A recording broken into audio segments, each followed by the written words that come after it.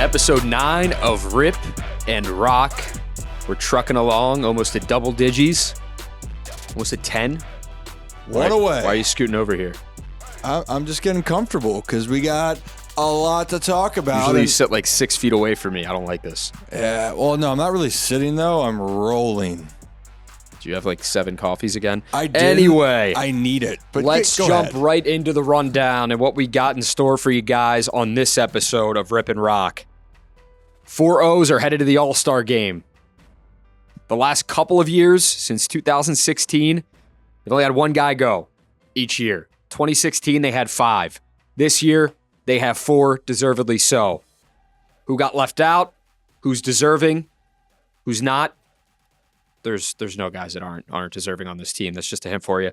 The O's beat the Twins to snap a 4-game losing streak. Plus, is there any cause for concern with this ball club right now? Their 4-game losing streak, the longest of the season. They did snap it, but what's going on with the bats?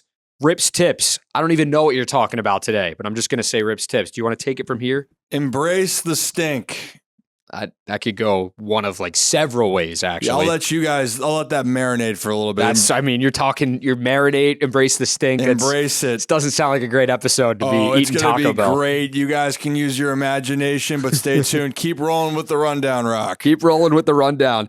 Jackson Holliday's walk-off home run with Aberdeen wins them the game. And the call that got the attention of one country music star, soon to be legend. I like that guy that much that I think he's going to go down as one of the best of all time. 4th of July traditions. What are your top 5? We'll break ours down. Think of that as this episode goes on. Think of what yours are. Talk with your friends about it. Last but not least, we're previewing the New York Yankees series. No Aaron Judge still for the Yankees. He's dealing with a torn ligament, according to him, in his big toe. It's a tough one. And then the O's go to Minnesota before the All-Star break, before those 4 players head to Seattle. Speaking of All-Stars, Austin Hayes, Adley Rutschman, Felix Bautista, Yenier Cano, they're all heading to Seattle for the Midsummer Classic. With those guys, did you expect all 4 of them to be going?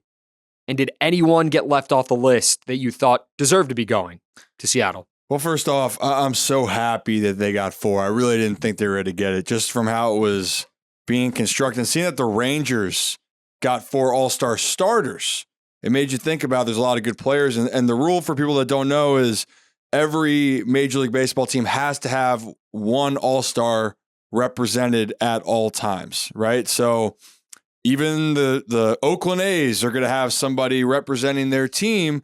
And again, that's no knock to them, just showing the fact of it that could also just take away certain roster spots from the better teams. I'm really happy for the guys. I thought Felix and Adley was something we said were locks, but to see Cano, because he truly pitched like an all-star, and it was rare to get 2 relievers, so that was great to see.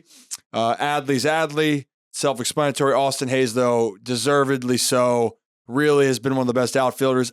We talked about it on Sports Unlimited.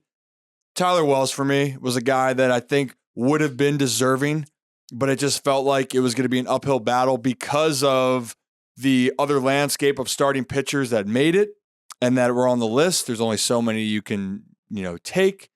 So that would be the name. But, I mean, there's a lot. If Cedric Mullins doesn't get hurt, could he be an all-star? Absolutely. Oh, yeah, absolutely. He would have definitely been there for me. Yeah, so that's where I'm. And what about you? Is there any other ones that are, like, truly glaring?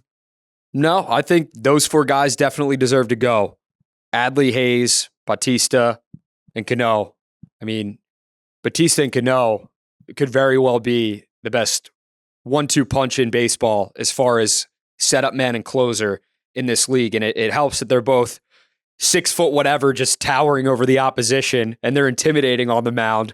And then to be able to throw the way they do is just next level. So those 2 guys, I mean, they're basically 2 clones of each other, how hard they throw, what they do.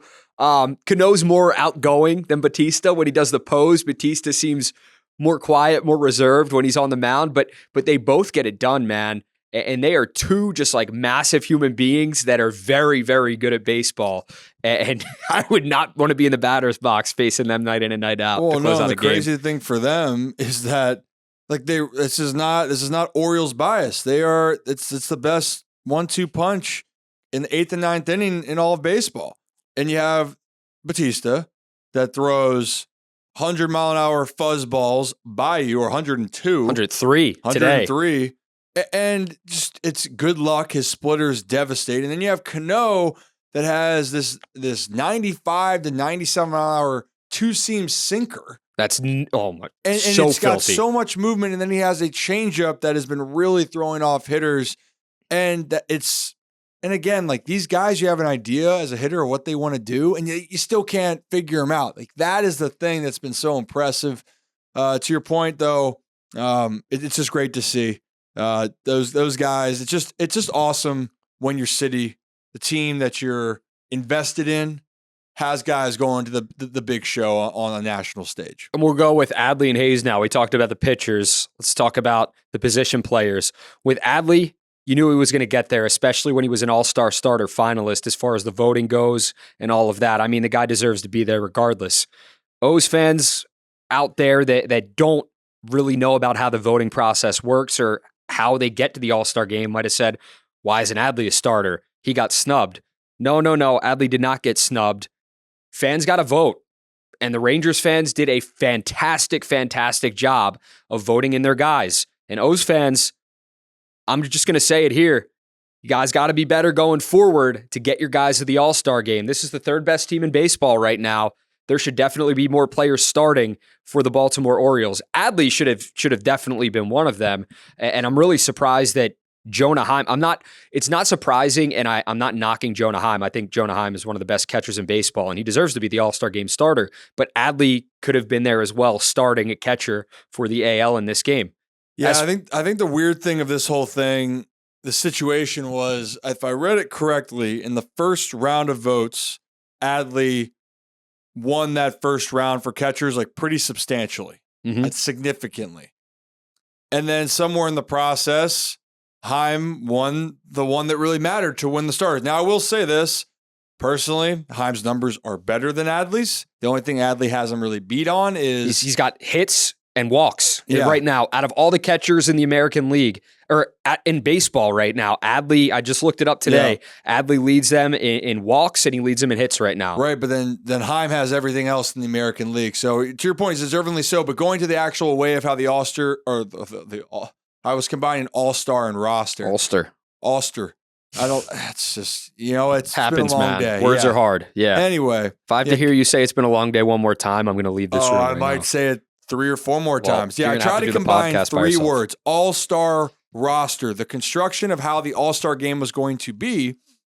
Adley could have won it, but to your point, it's whether maybe and I saw people get frustrated. Well, he had all those votes early. Well, if he had all those votes early, why not have those votes Keep again? Firing them off, Birdland. That's all I got to say. I'm not knocking this fan base, but you got to vote your guys in. And the only people to blame for Adley Rutschman not starting is yourselves. If Adley Rutschman does not get that, there were people out there that I saw that were voting every single day, twice a day, or however many times they could vote. All power to them, and I respect that.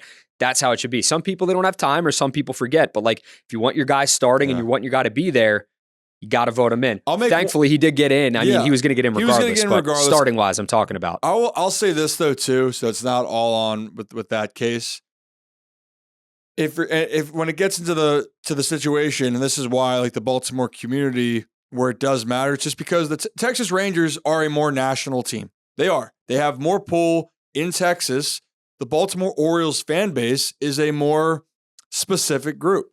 And that's something where in the future, you hope that, and for years to come, that the Orioles are going to have multi-all-star guys because they're just playing so well. But it also goes to show you, I mean, voting and representing does matter moving forward for as long as it is. If they take it away, it's not going to matter. But especially the Orioles are still considered a smaller market team. And I'll say this, Texas is a bigger state. While they have 2 teams in Texas with the Astros and the Rangers, it is a much bigger state than Maryland by a lot, by a long stretch. So they do have more fans. They do have a bigger following. They do have more people to vote. But I'm just saying, and like I said, Birdland, just going forward, get your guy there, get your guy to start. And as Adley Rutschman in his career, he progresses and he continues to just get better and plays for, the next 5, 10, 15 years. he's going to get votes from people outside of Baltimore because the national recognition. He's going to get a ton of national recognition. Austin Hayes is an example where exactly. And this is the hard thing though, which I don't know if this is ever going to make a difference, is Hayes has had a tremendous year, but he doesn't have that national recognition or name, household name for other people around the country or nation. So people that watch baseball will respect what Hayes is doing. They will. But if I'm not mistaken, Aaron Judge still won I think he was voted an all-star starter over Luis Robert, and Judge is a stud when he's on the field. Robert should have gotten that, but it just goes to show you the recognition that players get because of a national and international level. So that's something moving forward. I don't know if that's ever going to change, but I guess the thing is keep putting your votes out there, keep promoting your guys, let people know how good this team is because the Orioles do have some of the best players in the league, and that's a big reason why they've had such a successful season. They do, and I think if Austin Hayes was in a bigger market or on a team like the Yankees, he would be an all-star game starter this season. Just the numbers he's putting up. He's 7th in the entire MLB as far as batting average goes. He's hitting .312 right now. He leads the O's in hits. He leads the O's in doubles. He leads the O's in batting average. There's another stat. I think wins above replacement as well. He leads the team in. So this is a guy that's doing a lot for this ball club right now. It's the 3rd best team in baseball, tied for that record with the Texas Rangers. So if Austin Hayes was in a big, we don't want him to go to a bigger market team, but that's just that's just how it is. If he was in pinstripes, if he was with the Angels, paired up with like an Ohtani or with Judge, he'd probably be an all-star game starter this year. He's going to fly under the radar, and I think he's completely fine with that because he's playing some really good ball. He's battled injuries throughout his career. So for Austin Hayes to be able to do this, get to the all-star game at what is he, 27, 28 years old now, going through the injuries that he's gone through, and he's healthy even last year. This guy's playing top-notch, great-level baseball. So it's great to see Austin Hayes. And when Hyde did his message in the locker room, or the clubhouse, he's telling everyone, hey, Bautista got in, Cano, Rutsch. And then he goes, Austin Hayes. Everyone went nuts for all those guys, but for Austin Hayes, he got the biggest pop. And it's really cool to see how respected he is in that clubhouse. Yeah, and I want to point one more thing out. Melanie Newman tweeted out saying that Austin Hayes said when he remembers the first time walking into the clubhouse in Baltimore when he was just coming up and then being starstruck at the All-Stars that were sitting in Baltimore on that team or former All-Stars or guys that just great players. And she said in the tweet, now he gets to be one of those guys and all the younger Orioles that walk in, he's now taking over that role. And it's well-deserved because this is the thing for Hayes. Again, keep in mind, there are people out there. And even for me, I thought that Hayes might have been the odd man out moving forward. So did he. Yeah. So did he. And he's like, I wasn't sure. He's like, I know those 3 guys were going to go, but I wasn't sure about me. That's exactly what he said after the game. But also too, thinking about this, Rock, not even just being the odd man out for missing the All-Star game. Like going into the season, people thought Austin Hayes would be the odd man out in Baltimore. Like he wasn't going to end up staying with the team. And he obviously no one's going to talk about that, but we talk about all the prospects that are coming up and we're saying that something's not going to work. And I've even said before, I wasn't sure. So and not because I don't think Austin Hayes is a good player, just the business, the reality of it. But what's just amazing is, and this is just a reminder for everyone, you put your head down, you go do your thing, you focus on what you can control and go prove to people what you are capable of doing. Austin Hayes accomplished all of that. And now he finally can say, after all of his injuries, all the turmoil, everything in his Orioles career, he can say, Rock, I was an all-star in the 2023 season. No, good for all those guys, all 4 of them going. And Birdland, I mean, you tried to get Adley to be an all-star. Didn't happen this year. I'm sure that's not going to be the case next year. They're not going to let it happen twice. You know this fan base, and that's just not going to fly with them. Austin Hayes, he did get hurt in the game. He had a hip contusion. There was a bit of a collision at first, and he ended up with a hip contusion, and that's something to kind of monitor and look out for. Hopefully, he doesn't miss too much time. I mean, you got to keep your fingers crossed. Hope everything's okay. If Hayes does miss time or something happens, just telling you right now, it's probably going to be Cowser. That was the only way for me of seeing Cowser going up is they have to have a spot for him to actually get significant playing time. that could be it. But also the All-Star break could be coming at a good time. To be completely honest, and hopefully, Jordan Westberg in a different situation. Yeah. We'll talk about that. He got, yep. I mean, now we can talk about it now. I mean, he got hit on the hand. It was an RBI, what happened, but he got hit so hard on that hand that the ball ricocheted off his hand and went into the stands. How often do you see that happen in baseball? A ball go off someone's hand or the back of it and go into the stands and ricochet. That had some force on it. Oh, yeah, definitely. And probably some spin as well. Hyde said Westberg is sore and he was getting imaging, just hitting the back of the hand. So you hope neither of those injuries kind of persist and those guys are back on the field in due time. So the O's beat the Twins 2-1 to snap a 4-game losing streak.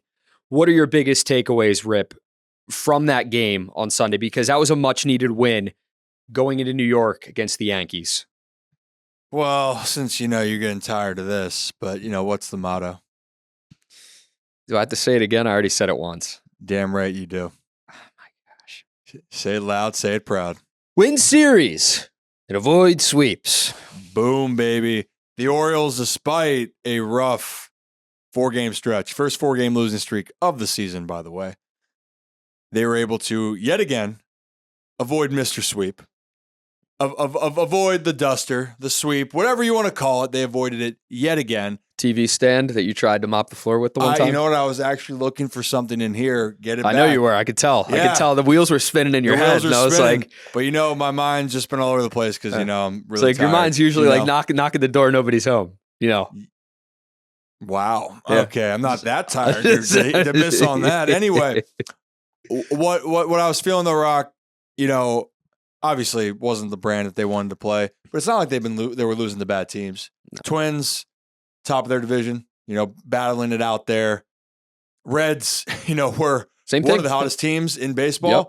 At the time, going in after the Orioles series, the Reds had won 14 of 17 games with 3 losses combined to the Atlanta Braves, who to me is playing the best baseball in all of Major League Baseball. And then the Orioles, who are one of the best teams in baseball. It's just the Braves on that 8-game win streak, man. They're now the best team in baseball. It was the Rays for the longest time. We were like, who's going to catch the Rays? The Braves. The Atlanta Braves right now, they're playing phenomenal baseball. Acuna Jr. is just next level. He's so good.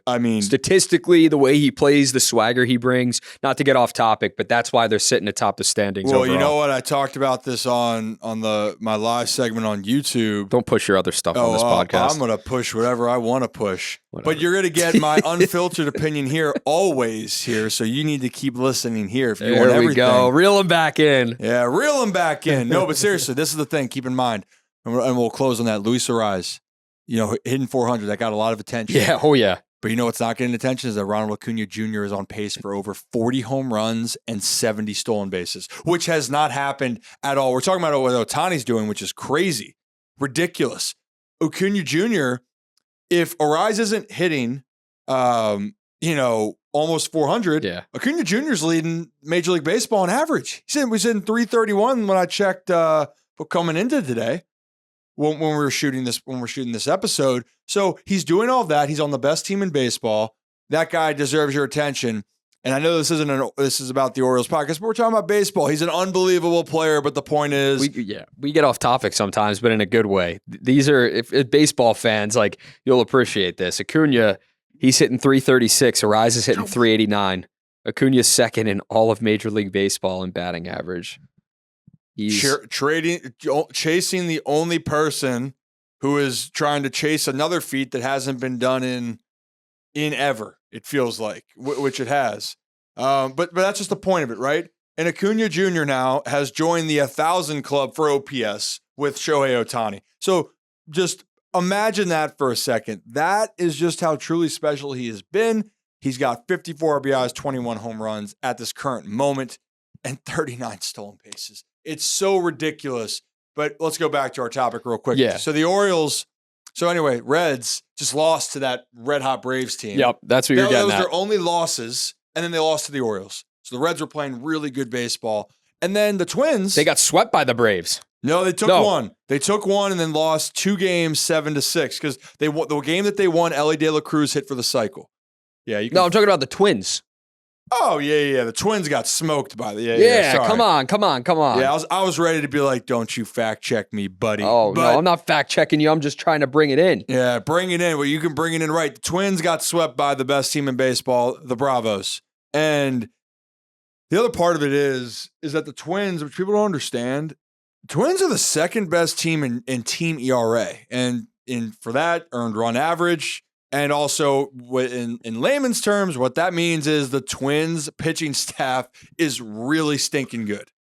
And then, yes, the Orioles didn't score runs, but it makes sense. The reason why the Twins aren't winning a lot of games, Rock, is because their offense has not been very good this year. Been kind of doo-doo. So, I don't know. I didn't have that in our bingo cards using doo-doo on the podcast today. Well, I could have used another word yes, you or could've. 2 or 3. I don't know if we're allowed to do that. Who knows? Yeah, we'll get clearance if we I might can drop. we might get canned for that.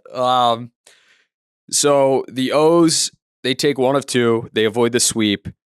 What happened in this game was, Cole Irvin goes 5 innings, 1 earned, 1 strikeout, walks 3. Decent outing for Cole. I'm sure he'd like a few more strikeouts in there, a few less walks, but to only give up 1 earned over 5 innings to get he didn't get the win, but to get the job done in the game. Then the O's bats were cold, man. The O's bats were cold. Aaron Hicks comes through, I think it was the 8th inning, with an RBI single that played Adley Rutschman. And then 3 batters later, Jordan Westberg has the bases loaded, and that's when he took that baseball off the back of the hand, and that scores the go-ahead run. And then Felix Bautista in the 9th. He struck out the side, and they do get that win. But this is what I want to ask you, because the O's bats did not wow me today, and they haven't this entire series. The last 2 games 1 and 2 combined, they had 7 hits total and 1 run. This game, they go out and almost match those numbers, but this is not the offense that we were seeing when the season began or even the last couple weeks. Is it any cause for concern for you, for this fan base, for anyone that's a Birds fan, even for the team? I don't think so. I really don't. I think when we look at things, and we brought up that, like, the ERA, that thing's real. Like the Twins being the second best team in ERA, that matters. And hitting a baseball is the hardest thing to do. And you can look at it across the board. Why are the Yankees surviving without Aaron Judge, and you feel like you don't really know what their lineup is on a day-to-day basis? Like, if we're being honest, unless you're following the Yankees so much, you probably cannot tell me their order 1 through 9 consistently. But I'll tell you why they're winning games, because their pitching staff is at the top of baseball. The Twins pitching staff is at the top of baseball. You got to give credit when credit's due. But as far as with the O's, look, they had 2 games against the Reds where they put up 7 runs or more, right? Mm-hmm.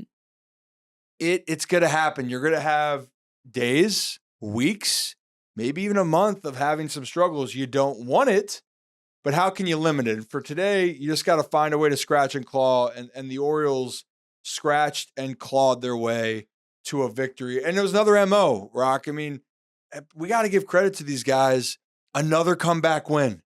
Yeah, I know I saw the game script in pregame that they said that, I saw the Orioles are going to wait to score runs in the 8th, So they did, but and all jokes aside, this team, that matters.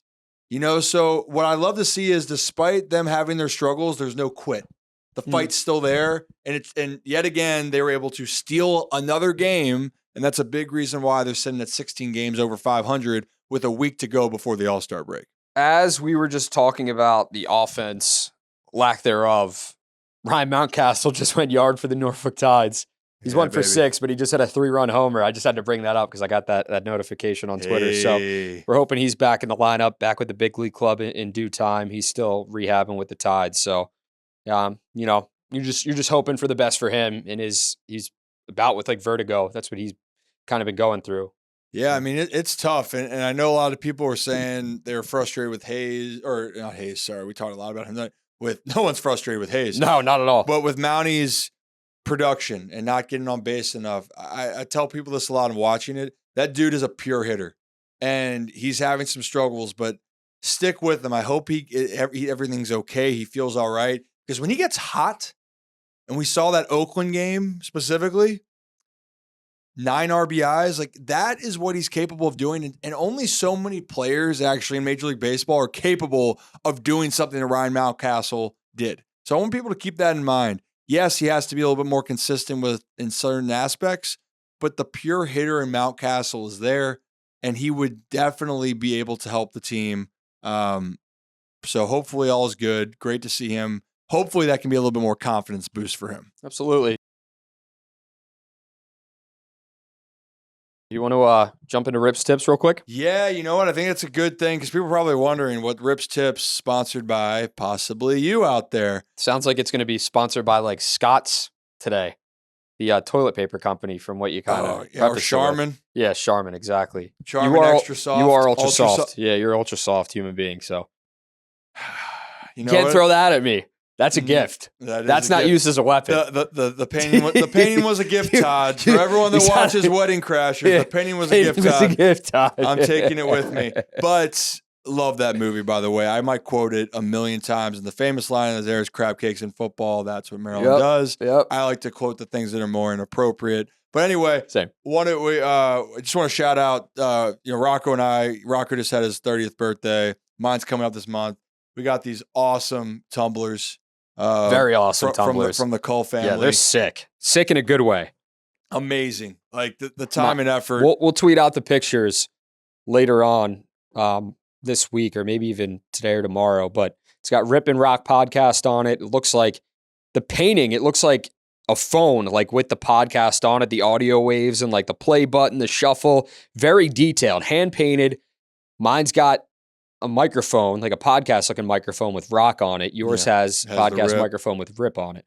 Well, mine, I like mine better because it's got, just looks cooler than yours. Yeah, it's just even though they're the same exact ones, it's just personalized. So Yeah. Much better. Yeah, you're showing your bias right now. But anyway, shout out to you guys. We appreciate the support. Yeah, thank you to the Cole family. Really beyond sweet. They're awesome. And if anyone else wants to send us gifts, we will gladly accept them. What?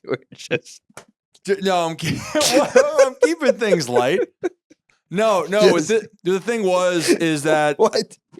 What do you mean? That was yeah, fair. You're just why I can't be. Well, goofy? you think it's gonna be you want it to be your birthday like every year?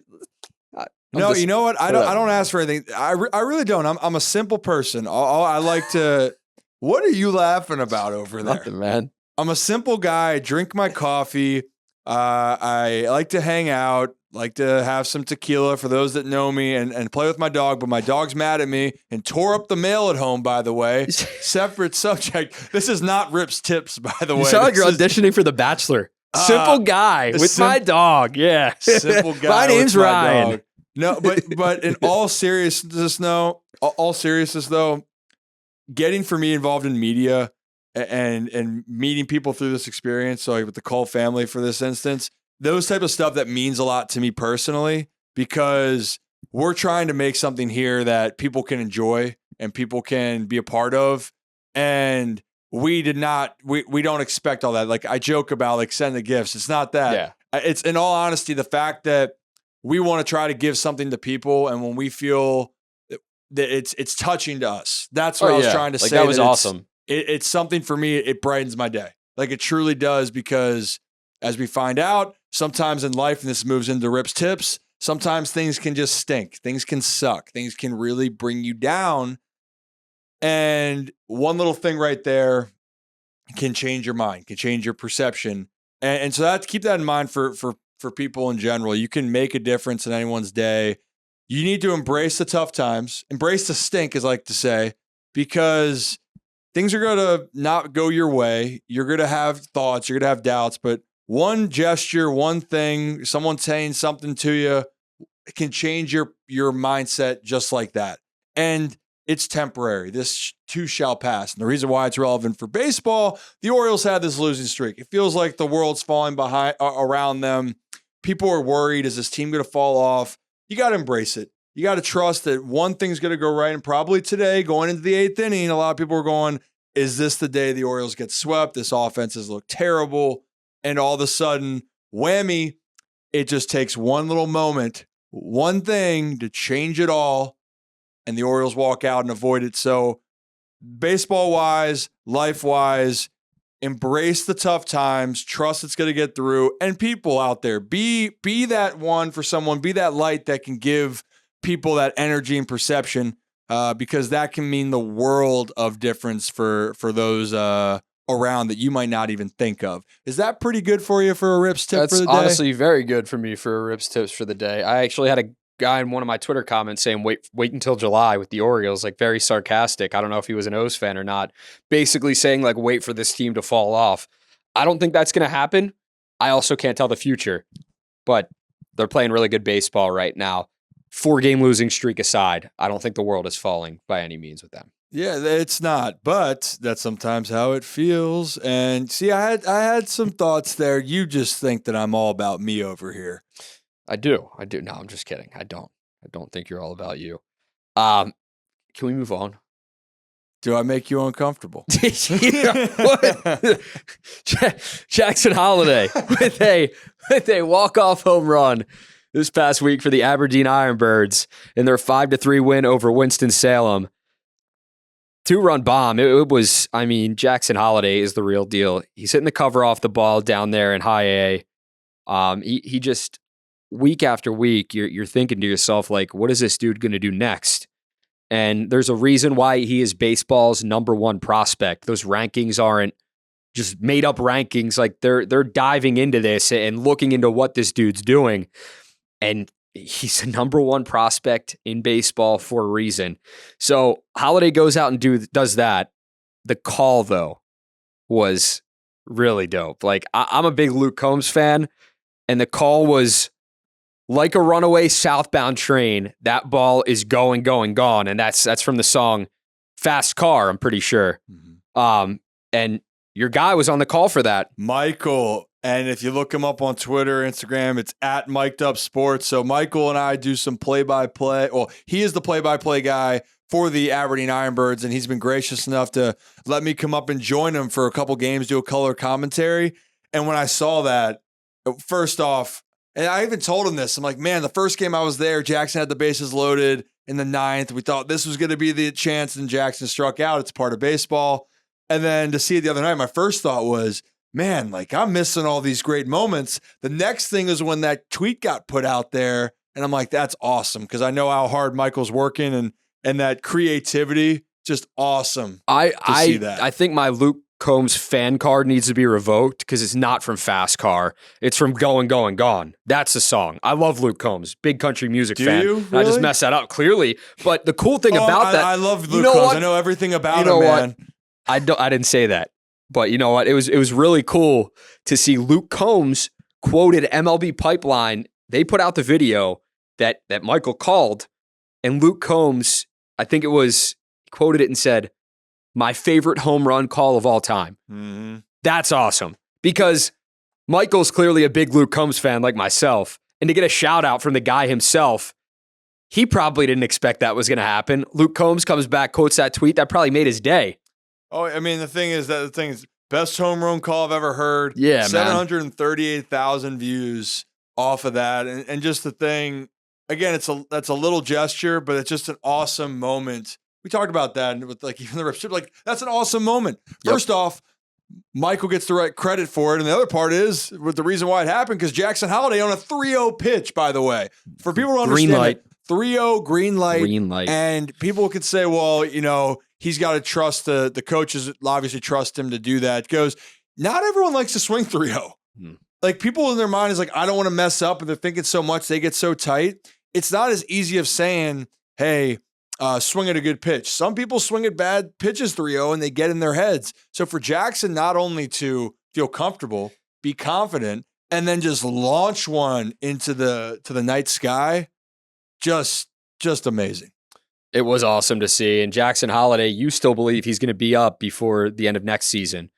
I think it could potentially be earlier. We'll see, man. I think it's, I know we got to pump the brakes on when he's going to come up. Like he's not going to come up that's why I'm saying like he's not coming up this season. We know that unless something crazy happens, but like I would put all my eggs in that basket that he would not be coming up this season, regardless of what happens, regardless of injuries, knock on wood, and everything along those lines. But I think we potentially, like, if he ends the season in AA? Like how many games does Bowie have left? We don't know off the top of our heads. They just reached their halfway point about a week ago. I think he ends up with Bowie to end this year. I think he probably starts next season with the Tides. If he gets we'll see. We'll see. If he starts and if he I'm just saying, like, minor league. You're right. It depends on how much time he does in how much he gets. If he only gets like 2 weeks, he's probably going to begin next season with Bowie. Correct. But his timeline could be, okay, he gets called up to Bowie maybe in the next couple of weeks. I mean, you can't keep this kid down for long. He's just been unbelievable with Aberdeen. Hypothetically, he ends the season in Bowie. He begins next season. He has a great spring training with the O's. Shows some really good flashes of how good he can be against top-notch pitchers. Maybe makes it to that like final cut, kind of like he did this season as well. And then he begins next season with the Tides. He gets half a season with the Tides, maybe a little bit after the All-Star break. Then he gets called up, hopefully, way before the end of the season. You know what's fun about this, too, is this was one of our early editions of the Sports Unlimited with you and I. Yeah. We talked about this. When's he are we going to go digging back in the archives to pull this video up? We are, because back then we talked about we would not be surprised if Jackson Holliday was in Baltimore at some point during the 2024 season, all contingent on how his 2023 season has gone. Or how it would go, because we did this coming right out of spring training. And the answer's been, he's been nothing short of sensational. He's on the cusp of it. He's one of the many talented players in the organization, but there's a reason he's number one, is because what he's doing at his age and the ability to adapt and his tools. Baltimore is coming soon in 2024, is becoming a more realistic chance by the day. It really is. He's 19 years old right now. His birthday is December 4th. That's the same birthday my mom has. So, and Jay-Z. Pretty sure Jay-Z's a December 4th birthday as well. Let me see. Let me fact check myself. Does Jay-Z? Let's see. Hey Siri, when is Jay-Z's birthday? Woo! December 4th, 1969. Jay-Z, my mom, Jackson Holliday. What a trio right there. What a trio. But he will be, what I'm getting at is, he is 19 years old right now. Gunnar Henderson is 21 years old, or he just had his 22nd birthday. Yes. So Gunnar Henderson was up at 21 as baseball's top prospect. I think Jackson Holliday, that's going to be the case for him as well, because you think if he gets called up before the end of next season, he'll be 20 years old. I mean, he's going to be 20 this December, but I'm saying, like, that timeline, like, he could very well be called up to the show before his 21st birthday, and that would be something impressive. It would. I mean, again, it's just he's on that fast track with what Gunnar did. And when you play that well, there's only so much you can keep